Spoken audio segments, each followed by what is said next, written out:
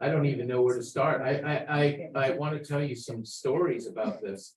I'm really interested in what you might want to know. I love Q&A time, and don't be shy if you have questions or comments, because I'm fascinated by it.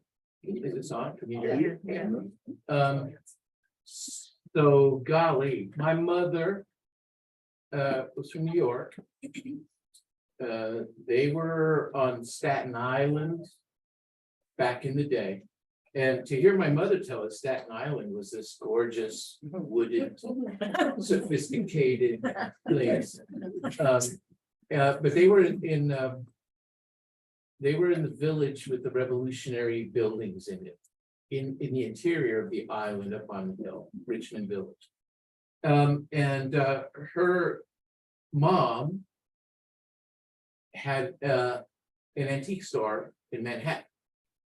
And they were very snooty, and the clientele was really rarefied in this antique store. So you'll appreciate this. I tell this to young folks, they're like, huh? They're on their phones. What do you say?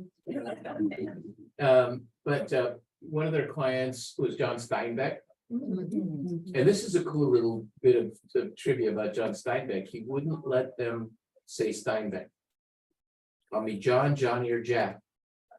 But I don't want people to know I'm here. I'm just looking at them. And if you talk about being a Steinbeck, I will have to leave and I'll come back. Which interestingly, Cormac McCarthy did the same. He would go to bookstores and they'd recognize him and he'd look at them. Because he wanted to be anonymous, which I think is interesting. But the other person they were friends with was Albert Einstein. Yeah, and her uncle used to go out drinking with Albert Einstein. He called him Al. Right? So my mother was this alien creature in so many ways to me. I was born in Tijuana, it's true. My mother was the only American in my entire family, which was very fascinating to me and troubling. And I'll talk about that in a moment. But she had very special ways. My mom, I realize now, thought she was a 40s movie star. I'm not kidding. She was, Hedy Lamarr or somebody, and and she had these habits. And I've been talking about this across the country because I feel my mother is coming back. I feel my mother is with us in ways that just astonish me. Talk about bringing the joy. So just so you can imagine her, yes, from Staten Island. And by the way, we went finally to Staten Island researching the book because I'd never been. And I was thinking, oh, this Emerald Isle, and we took the ferry and got off and we thought, well, this isn't what I thought it was. But we drove into the interior and this was an amazing thing. And think about your mother, who is a bit of a cipher always, I think, moms, especially coming from that, I was born in the late 50s, and that whole generation of 60s and 70s were mom old fashioned. I was listening to the Beatles and the Rolling Stones, man. She was square. And our children to this day are committing the same sin, right? They don't understand. And it's to our culture's loss, I think, that happens. But when we got there, I realized who she was in some ways I never had, because the revolutionary homes are still up there. And I have to acknowledge our daughter. We have this daughter named Chayo, which is short for Rosario. But she's 5'3", and my mom was 5'3". And we dragged her all over Europe, all over all the research. And it turned into a device of memory, seeing my mother's body size walking into the world and realizing what it must have taken for this fashionable New York 5'3" lady to go out and fight Hitler, And so we were walking around and I saw where her house had been. And I suddenly realized that it's a condo now, but I knew exactly where it was. And halfway down the block was the church she went to. And across the street was the little school she went to. And she always talked about going down the hill through the oak forest. And we found the trail through the oak forest and the old split rail fences. And our daughter walked down ahead of us, the same size as my mom, and touching the tree trunks and the fences. And I thought, oh my God, I'm looking back through time at my mother. I wrote a piece about it for Time magazine. It's one of my favorite essays. Just watching her. And my mother would go down to this bucolic stream with little tinkling waterfalls. So when we got off the ferry, I didn't think I'd ever find something like that, but we did. It was there. And our daughter went right to this flat stone and sat down. And I thought, by God, that's the stone, I'm sure, where my mom was reading Dickinson and all this stuff. So that was a miraculous view into my mom that I didn't think I'd have. But just so you know, so the 40s movie star thing, she was very delightful. And she had a way of talking that nobody talked like in San Diego. And she would do her hand.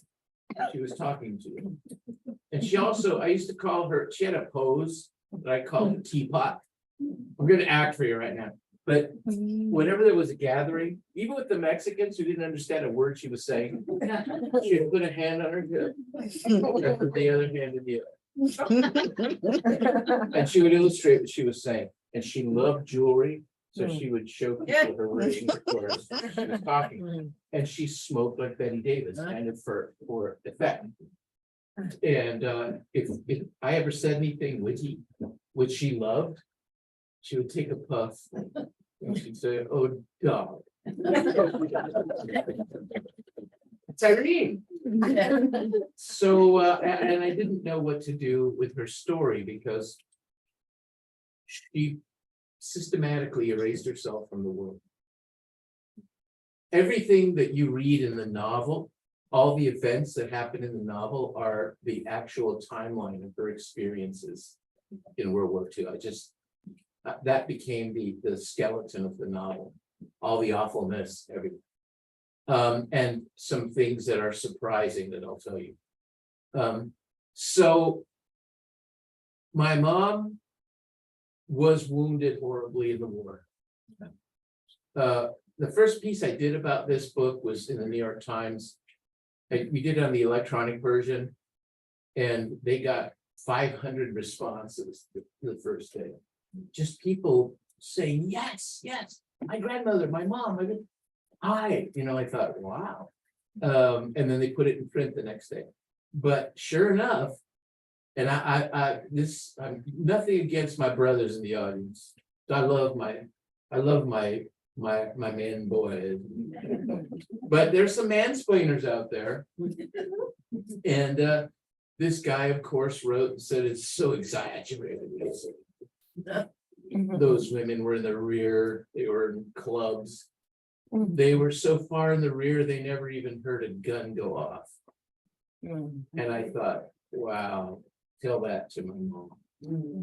I was outraged. So it was good coming from a place of outrage for the injustice. You'd start to think about it, So all of those events that are in the book are in order of what they went through, fictionalized, dramatized, and so on. And she did meet Jill Pitts-Knappenberger in training. And they did become best friends. Jill became Dorothy. My mother, her name was Phyllis, but her middle name was Irene. And Irene's last name is Woodward. That was my mom's family name before she married the man McLaughlin, who hurt her and caused her to flee to the war. So she got back late from World War II because of her treatments. She was still on a pair of canes and still had wires in her legs. And she came back in 46, and by 1947, she had fled New York. And she didn't go back. She went back for business once in a while. And all she said to me was, "Dear boy, it wasn't New York City anymore." She hated when things changed. So she moved to Sausalito, and much like Irene, she chose to live interestingly. So she moved into a houseboat in Sausalito. And apparently one of her roommates in this houseboat was an opera singer. So I thought, this is so great. And the opera singer had a cat that attacked everybody and bit everybody. And I thought, this is so, my mom is a novel, doesn't it? And she went to work at the I. Magnin department store as a jewelry buyer. Because, you know. So that was her story. And she stayed in touch with her sisters in the service until 1954 when she vanished. And I did not understand that she was in a process of erasing herself from the world. Now, my father, because you're going to wonder why, how were you born in Tijuana? Short version, because I know we have limited time, but my father was in the Mexican government, and he had the same coloration as me. And people always say, how is it that Mexicans from Sinaloa look like you? And I said, well, my grandmother was named Guadalupe McMurray, man.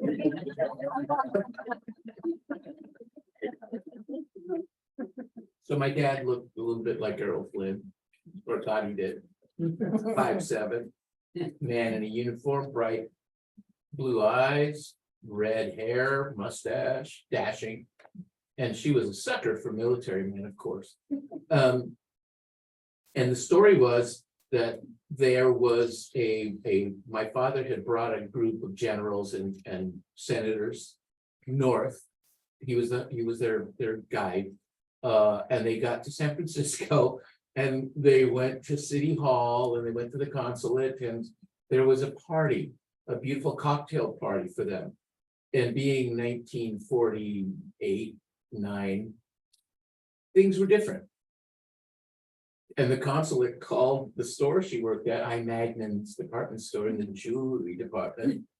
And they said, we need beautiful American women to dance with the generales. And the boss went to the ladies and said, ladies, we're going to go dance with Mexicans. And the women said, oh, that's interesting. And off they went. And my mother, to give you an idea of my mom at her best, she never learned Spanish, right? Yeah. She's at the party, and she would always tell me, she always called me Lucci, which I hated. That wasn't a macho name at all. Lucci, dear boy. This terrible Argentinian movie star came after me at the party. I said, really? I was all outraged. Yes. And he was saying terrible things to me. My mom never learned Spanish. It took me years to think, how did she know? He might have been saying, my name is Pedro Gonzalez. She'd be like, oh my God, right? And over the years, I don't know how your storytelling goes, but my mom's storytelling got more and more interesting over the years. So by the end of it all, he had kind of transformed into Bela Lugosi. At first he was Mucci, but by the end of it, he seemed to have hypnotic eyes, and perhaps a cape. And he was pursuing her with ill intent. And she apparently fled through the party and said she got trapped in some kind of enclosed garden, and he made his move. As for my father, dashed out heroically and said in Spanish some version of "unhand her, you varlet." And then my dad came and made a move. And I like to just make this a little cross-cultural thing. There's this thing in Mexican culture called un piropo. Un piropo is a beautiful thing that a gentleman uses to get a woman's attention. So the piropo always includes a kiss on the hand.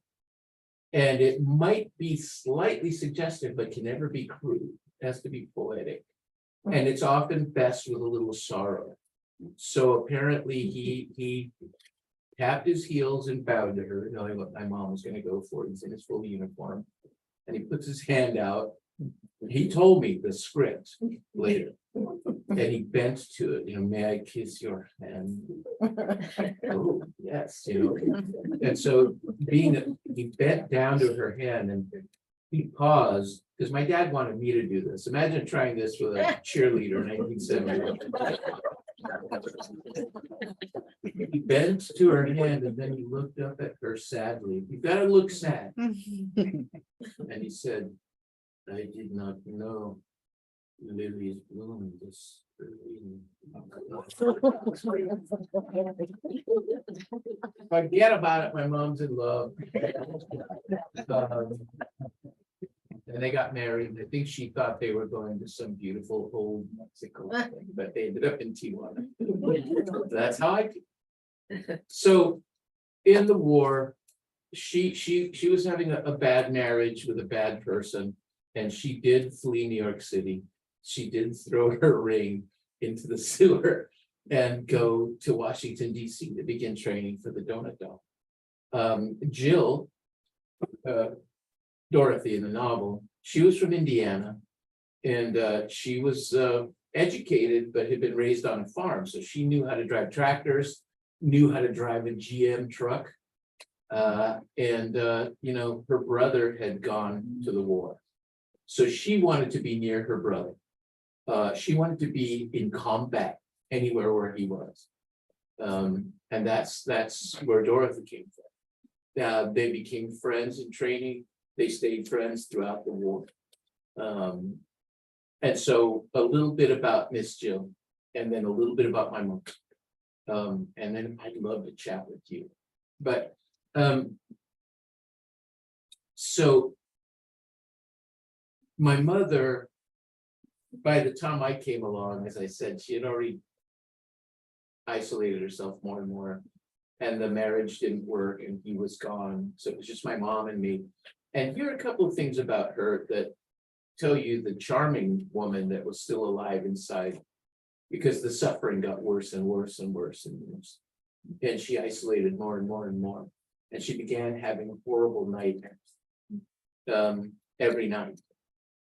She cried, struggled, yelled. You couldn't wake her up. I learned the hard way if you touched her. So I became a teenage insomniac. I could not sleep. I was up till 3 every morning listening to this.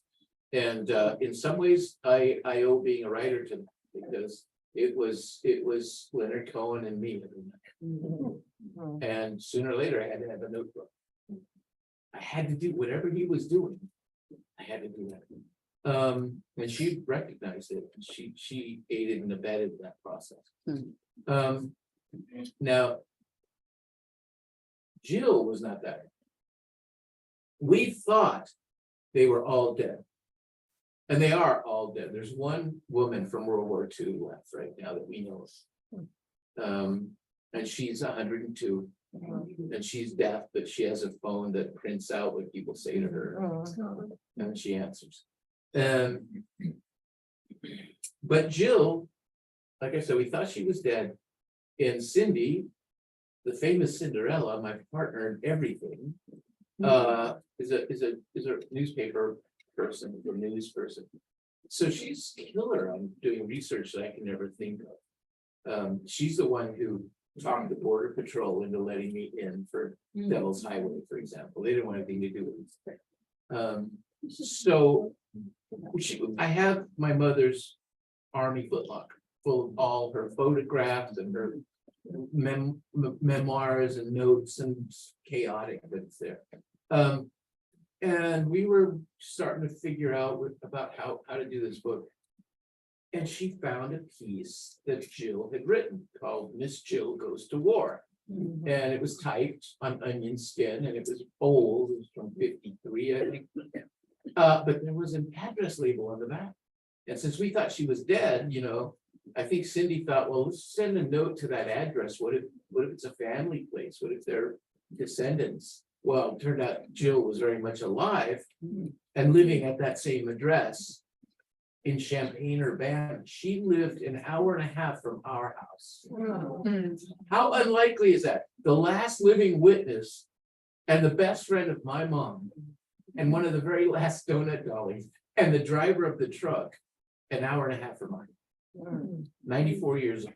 She called, she talked to Cindy, she wanted to talk to me. And she didn't go for that Luis business. She went, "Who's your lady? I want to talk to Louis." So she put me on with her.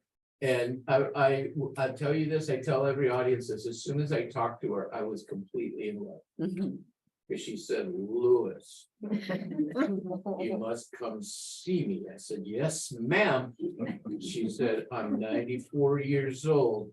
Don't try to wait till I turn 95.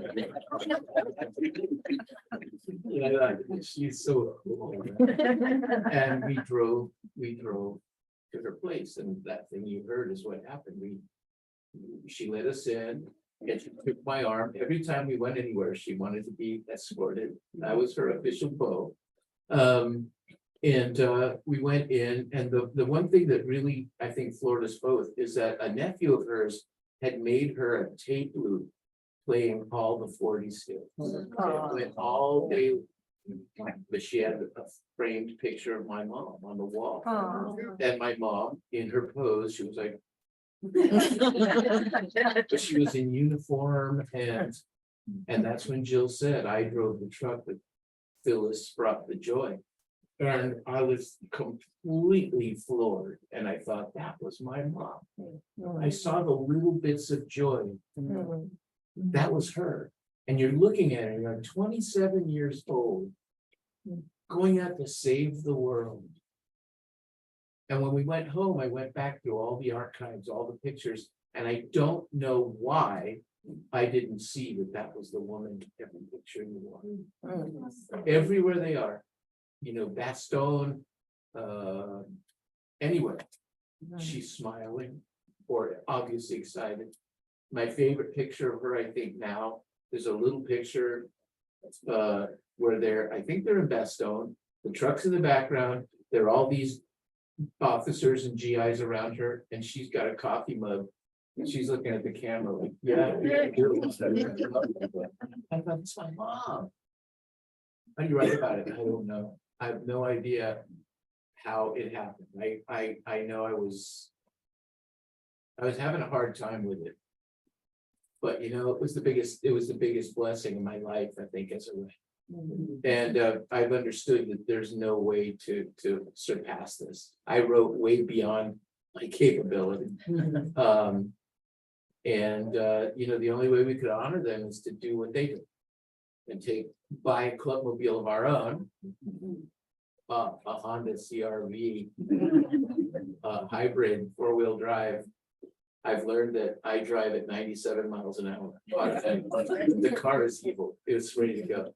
And we drove all over the country. We've been everywhere.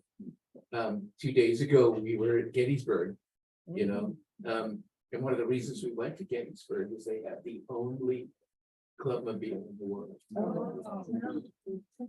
And they let me get in it. I have pictures of me, fake serving from the truck. So it's just been a miraculous experience. It really has. People have been super kind. No flack at all. And the last little thing I want to tell you, because I think you will love it. So one of our stops was in Colorado, and we had word that Vietnam era donut always wanted to meet me. And I thought, whoa, that's amazing. And we went to the event.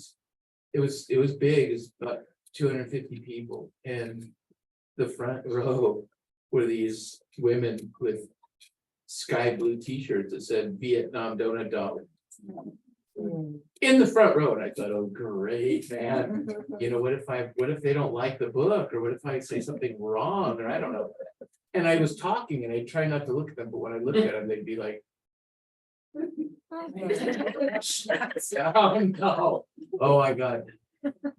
And at the end of it, there was a photographer. He said, "I want you to stand here in front of the audience and take some portraits."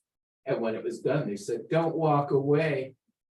We're not done with you." I thought, I'm about to get flogged in front of the audience. And they had brought a certificate from Washington, D.C. presented, and then they put a service medal on my face in me. And then you cry in front of 250 people. But we went to lunch the next day. And they, unlike the World War II crew, have all the social media and all that stuff, and they're all in touch.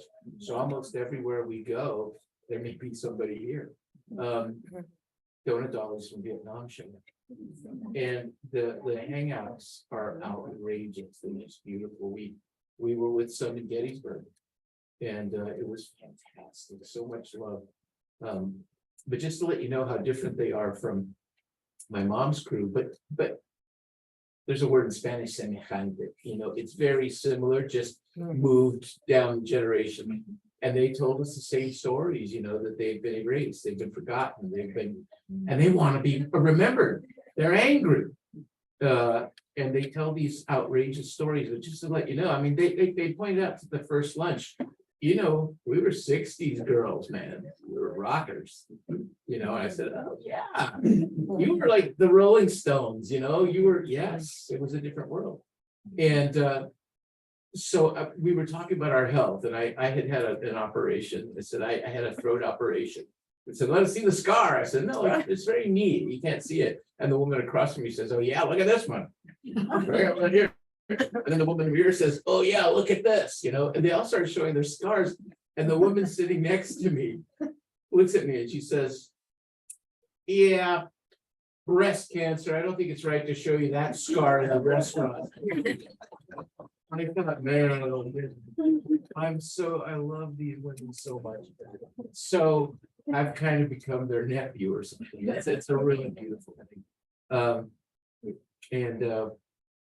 I guess the Red Cross wants me to come and do a lecture about it. And one of the reasons that the women have disappeared is that the records building burned them. So they're quite literally erased. And the last thing I'll say to you about my mom, because this to me has been so present, is that when the movie Patton came out, I was a kid. What did I care about a World War II general? Nothing. She woke me up. Luigi dear, yeah, we're going to the movies. I thought, whoa, really? I think maybe a Steve McQueen movie or a James Bond movie. What are we seeing, Mom? Patton. Okay, great. We took the bus, went downtown San Diego, Patton. 3 hours of Patton. And she said, we're going to watch it again. It was a double feature with a regular 90-minute movie. So I sat through that one, and here comes Patton again. And I started watching my mother, and she was just transformed. And then she'd start saying things to me, those pistols were famous, we all knew them well. I thought, we did? And then the third time, after the interim film, so I spent at least a quarter of my life in that theater watching. She said, when he slaps that poor boy with combat fatigue, that was his worst mistake. He shouldn't have done. So I was like, okay, yeah, okay. And we get on the bus, and she's transformed. I'd never seen her like this. She was dreaming. And my mother says to me, Georgie Patton, he was a very naughty boy. That moment I just looked at her like. So I'm writing a script. She just means he was rambunctious. I hope. I don't know what to say. Yeah. So all the stuff in the book is based on their, like I said, experiences, except that of course it's a novel. And I thought it would help me expand all kinds of people's stories, use them, and family members of veterans would talk to me. They wouldn't, and the vets wouldn't talk, but they would, I was that one removed, so they would tell me stuff. Anyway, so if you have any questions, yes. So you started actually answering it. So you've written all these books, you've also written poetry, short stories. I'm wondering how, and it's probably different for each one. So maybe talk about the Pulitzer finalists, which is The Devil's Highway. And maybe perhaps Goodnight Irene. What made you decide this needs to be nonfiction? this needs to be fiction, this needs to be a poem, this feels like a short story. I'm sure it's not the same for each, but there maybe is some kind of, what's the feeling like that pushes you in one direction or the other? I thought that Goodnight Irene, of course, wouldn't have that title. It would be a nonfiction. There was no nonfiction to be had. There's no record. As as Jill said to us one day, Saving Private Ryan, I gave him donuts. But they were expunged from the history. And then fate would have it that the book was destroyed. There is one fairly reputable book about them. It's called the Ark in the Storm, Clubmobile, the Ark in the Storm, and it was self-published by a woman, I think, in a nursing home. We only know of 2 copies, but it's got everything: the name of every truck, every woman. She spent all of her time contacting. I'm sure she had a couple of dollies with her. And just pictures, including a lot of pictures of my mom that I had never seen. And she has in it, my mother could not bear to hear "Oh Holy Night." She'd come apart every Christmas. Loved it, but just would fall apart. It turns out she wrote this woman a letter and told her what she did on Christmas Eve in the Siege of Bastille. I'd never heard it, but I read it. And everything made sense. She was trapped in the basement of a hotel with a bunch of GIs. And they used the donut. First, they made a fake Christmas tree. And she led them in singing carols all night to take their mind off it. And then in the morning, they used the donut mix to make pancakes. That was their Christmas. And you realize that depth of experience is crazy. The other stuff, it just depends on my students ask me this all the time, teaching creative writing for the grads. And I tell them, well, if you want to tell the story of, the Siege of Gettysburg, it's probably a novel. But if you see dew on the face of a sunflower, maybe that's a haiku. I think the material speaks to you that way. I'll tell you that I always wanted to write. I didn't know it because I love to read so much. That was my only escape, reading and Steve McQueen movies, and then the Beatles, which my father called Los Beatles. He hated them. But, and my mom started me. She started me. She would read to me at night. So I had this thing. And then the sad nights of Leonard Cohen, and I started reading Richard Brodigan, and then Kurt Vonnegut, and all this world opened up to me. I was a reader. And when you start doing that, so I thought, because my mother would hate me saying this, but it's true. My dad, I always wanted my dad to be the hero, because he's my dad, not a hero, but I wanted him to be a hero. And he, because of the migrant experience, went from big man in the army to blue collar jobs. So I spent a lot of my childhood at bowling alleys in the back because he was working on his machine. And I watched him because I was in awe that he could do everything. So I thought when I got going as a writer that we were work people, and I needed to have a toolbox. So I wanted to know how to at least approach it. And I was first in the family to go to college. And when I got to college, I decided to specialize, and I wanted to be a writer. And I thought, I'm coming in with all these skills. And I had never met writing majors. If any of your writing majors, I'll forgive me for this. But in the 70s, they were quite pretentious. Yes. Yeah. I invite you over to Chicago to meet some of my students. But yeah, there were people actually in black turtlenecks who held their cigarettes like this. And they would say to you, I'm a poet. And I don't know if you know this right or not, but Ursula K. Le Guin came, and she rescued me. She was my first guru. I owe all the career, I think, to her. Also, she used to call me Luisito. Yes, and she told me in my senior year, Luisito, it's time for you to become a feminist. I was like, what? So she changed the course of everything.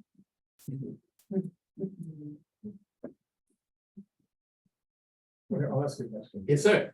So how did the Red Cross get a hold of it? I'm curious about that. Because the reason I seized on your book was because I do Red Cross volunteer work. Oh, awesome. And I was down at Hurricane Ian for 2 weeks last year, and we had tons of donut mobiles. Yes. Donut trucks when they were called something else. Yes. We fed thousands of people. Yeah, service vehicle. Well, yeah, emergency response vehicle, whatever you Yeah. call them, but yeah, and I just think it was a wonderful story. And there's so many hidden stories in the Red Cross that it's when you see something like this pop out. I sent it up to some people. I don't know if they read it or not, but I just want to encourage you to respond to them. I'm just curious what you might do. Yeah, well, I will go and talk about it then. I just did a phone thing with Red Cross retirees, and that was amazing. There were a lot of people. And we talked about this a lot. Yeah, the Red Cross put out a call, you know, I can't remember the name of the gentleman, but they ran clubs, they had clubs. Most of those in the rear for enlisted men and officers. And sometimes they called them donut dugouts, right?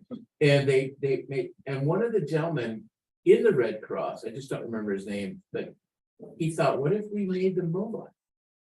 Because this war was so always moving. And I think Ike liked the idea. I know Patton did. And so they hit on these 2.5-ton trucks, the GMCs. And 6x, you know, it's monstrous thing. And it could fit a galley. So they could take the club to the boys. And so when they realized that they would have this mobile corps, they put out information about it. I don't know how my mom found out about it, but she applied. She went down to Washington. They all went to Washington for training. And they went through all kinds of really weird training that now wouldn't cut it. Y'all would say, no. They were given girdles for combat. Yeah, give me a break. You know, Eve Arden made a special hue of lipstick, so you would look good, but not seductive. They were taught games, card games, all these games, but they were trained to lose. Always lose the game or make believe you've lost because you're there to uplift those boys. So and you know, that was a different era, and they took it on. I don't think Dorothy, Jill, was really interested in that stuff. You know, she was going to go to combat and find her twin brother. And by the way, his name was Jack. Her name was Jill. Yeah, they were trapped in the siege of Bastogne together, and he was killed.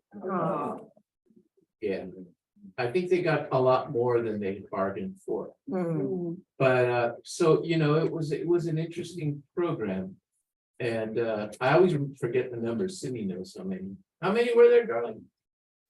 Between 300 and 400 there. Yeah. Because the records burned, and now there are no eyewitnesses. So it's a fantastic thing, and they were, you know, and the whole bit about General Patton was that he actually did love the donut doll, and someone somehow involved with him was a donut doll, so he had a real heart for them.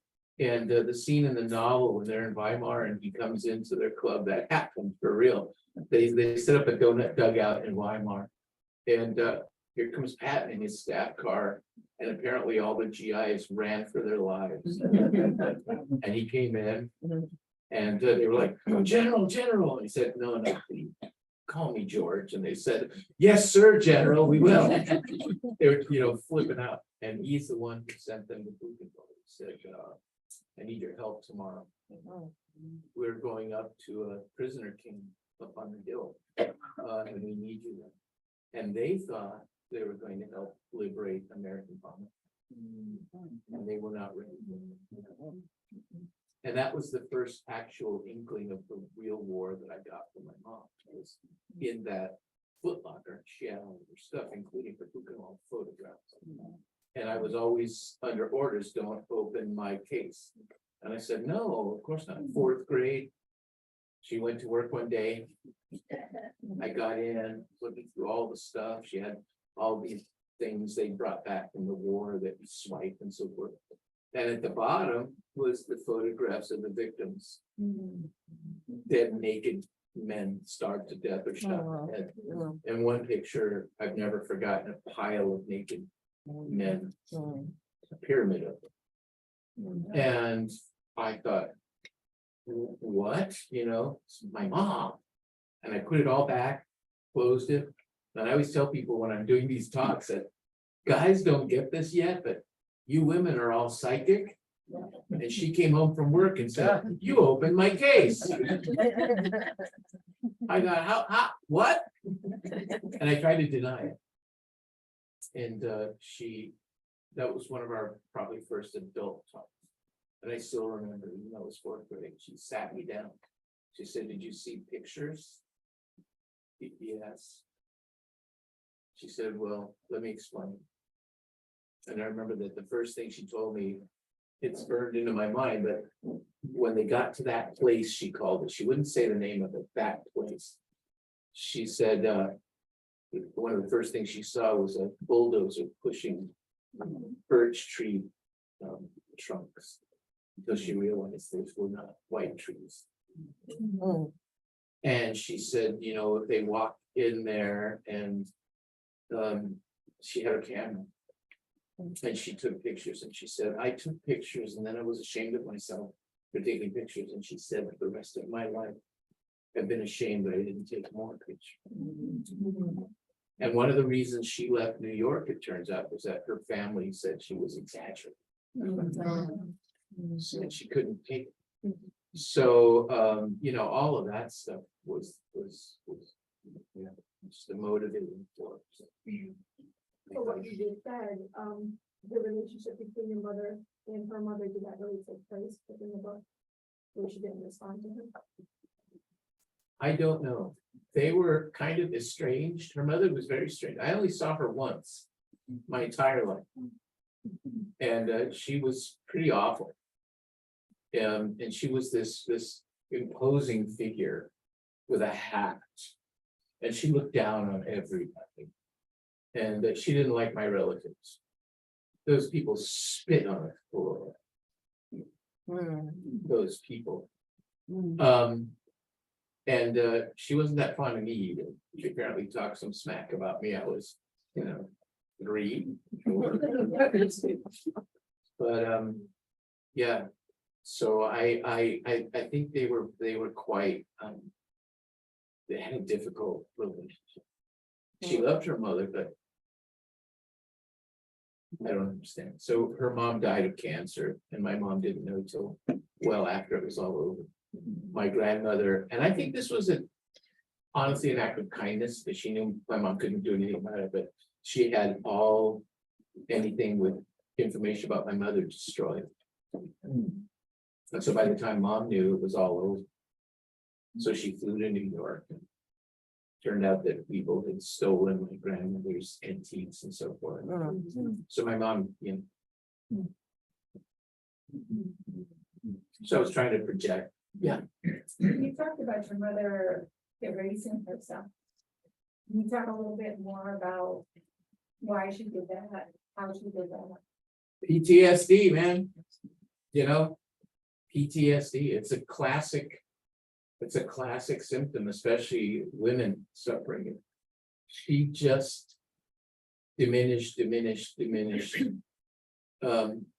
And it was so baffling to me because that bright spirit, the blithe spirit would pop out. And I learned so many ways to try to please her. She loved a good laugh. And I found out that if I dressed up in ridiculous costumes, she'd laugh her head off.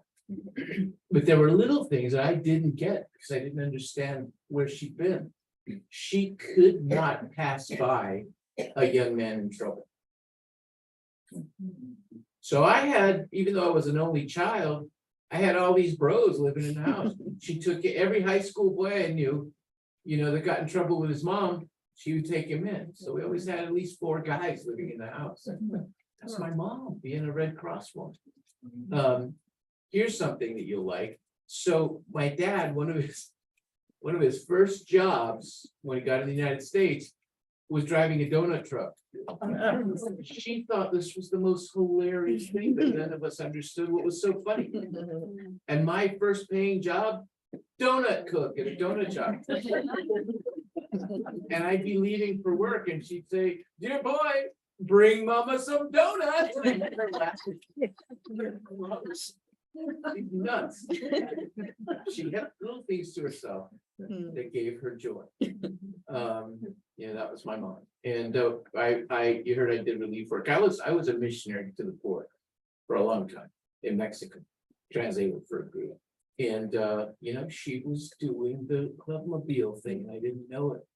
Every week she would have collected plastic jugs from everybody she knew and filled them with water. She would have made packages of stuff. She would have gotten stale donuts from places so we could take it to Mexico. How was I to know? I didn't understand. I just thought Mom's really interesting. Wow, I talked too long. No.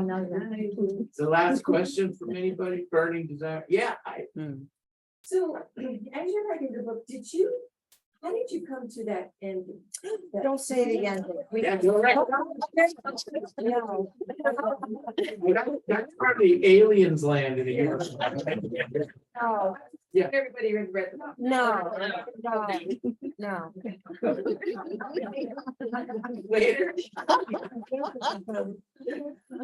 Yeah, that was I wouldn't say anything about the ending, but Please. that took a lot of thinking and rethinking, and a lot of us arguing all night about it. Because sometimes we don't sleep, we're just working out, oh, Cindy, but it had to rectify all kinds of things. At least you want something, because it was so big, the story is so epic that it's almost impossible to think of a way to exit. Thanks everybody. And I wanted to honor everybody. And by the way, I know you probably haven't read this, but my first novel was called In Search of Snow. And the Zoot Suit, if you haven't met him yet, Zoot Garcia, in the second half of the book, he's the hero of my first novel. He's been waiting for 30 years. I read The House of Broken Angels and I saw you interviewed on TV and I did it for an adult class. We read it. I loved that book. Thank you. I did. I loved it. And that was based on your family, right? My brother's death. Yes. It's a beautiful book if you haven't read it. It really is. Thank you so much. Yeah, I could go another hour about that, but we don't have time. Yeah, okay. Yeah, so many things in that are true. Yes. But since I cut my teeth on Mark Twain, Mm-hmm. the old man attending his own wake. Mm-hmm. That was just Tom Sawyer. I Yeah. stole it. It's great. I'd like to nice round of applause.